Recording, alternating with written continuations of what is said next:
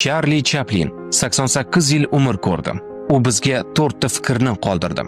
Birinchisi, bu dunyoda hech narsa abadiy emas, hatto muammolarimiz ham.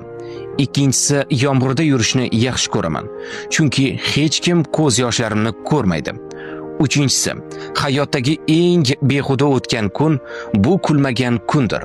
To'rtinchisi, dunyodagi eng yaxshi 6 shifokor quyosh, dam olish, jismoniy mashqlar, to'g'ri ovqatlanish, o'ziga hurmat va do'stlardir.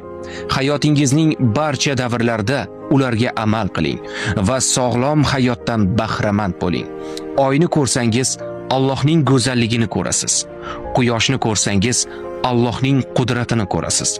Ko'zguga qarasangiz, Allohning eng suyukli bandasini ko'rasiz.